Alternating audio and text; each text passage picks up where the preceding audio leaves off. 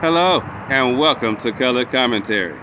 I'm TJ, your average fan, and I'll be talking to you today about Paramount Plus's show Star Trek Picard, Episode 2, Disengage. And we're going to get right into it. Spoilers! Okay.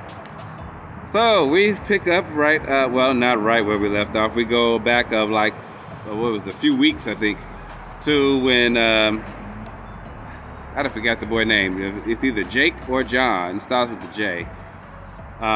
Crusher is making a deal to deliver these supplies, medical supplies, but he also delivering weapons.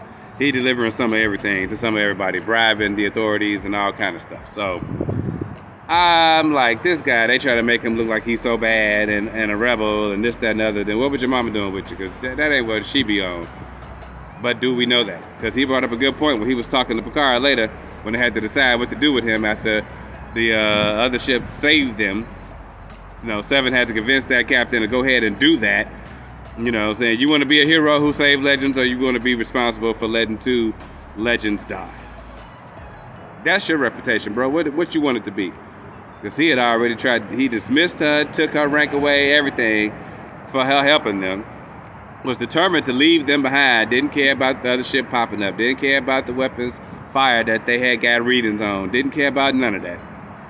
Then he got decided to go ahead and save them. So they go ahead, jump in the middle of them getting tractor beamed to this other ship that is just like ginormous.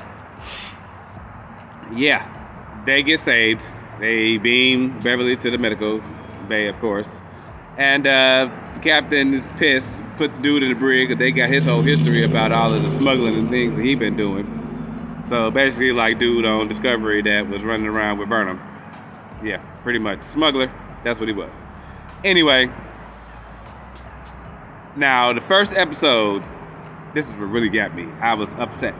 The first episode, we had Beverly coming on strong, you know what I'm saying, doing her thing, shooting guns, talking to the computer, talking. Period. How about that?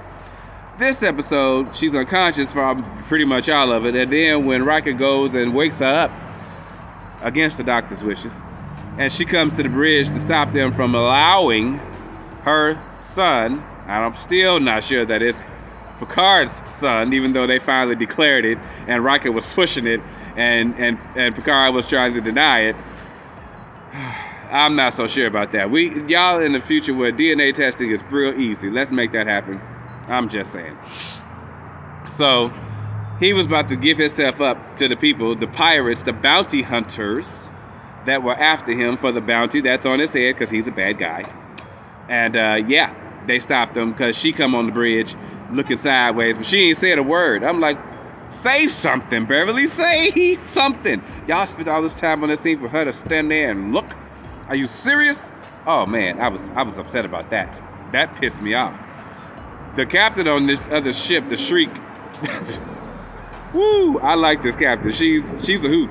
She's a hoot and a half, and she's having fun doing her job, and I love it. I love every bit of it. As far as this whole thing with the boy being this, then he got aliases, and you don't know what he doing or who he, you know what I'm saying? Who is he for real? Is he really Beverly's son? Did she just take him in, adopt him, and that's how he ended up with the Crusher name? Who really knows? You know what I'm saying? So until we get some medical evidence to back this up, I'm not accepting it. That's what I have to say about that. But we we learned that this ship has like at least a minimum of 30 of every type of Star Trek weapon imaginable. You know, saying deflectors and pulsars and photon torpedoes and phaser cannons and everything, disruptors, everything possible that's ever been on a ship to have as a weapon in Star Trek is on this ship. Yeah, so they decided we're running. So they running away into the nebula that's on the edge of Federation space, and she is thrilled, the other captain of the ship, to chase them. She's like, yay! And we're off. And so now they're getting chased through a nebula, and that's where we are at this point. If you notice, I skipped all over Ravi. Her story in this, I'm pretty sure, is going to culminate in them coming together because the terrorist that she trying to hunt down is doing crazy stuff, and I'm pretty sure it got something to do with these bounty hunter people and what he been doing. He probably the one sold the weapon or helped deliver the weapon to where it needed to go, but didn't know that it was the weapon. The Crusher boy, who knows what it's gonna be, the connection gonna be, but I couldn't give a crap about her story. Just being honest. I don't care that she used to be addicted to drugs. I don't care that it tore up her family and she can't get over it, and that she's still making bad choices, and that she had to end up, like I knew it was from the beginning, use the drugs in order to sell that something that didn't sell because the dude still didn't believe her. And who had to come in and save her? The only reason I'm bringing her up right now is Worf.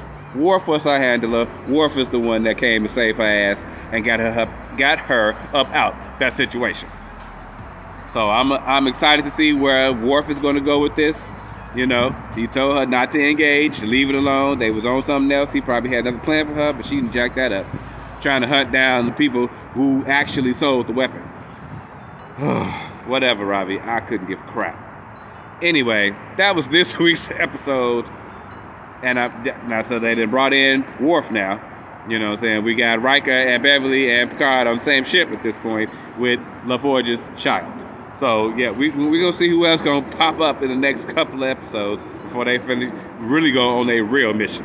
I will see you guys next week for episode 3. Until then, have a great day.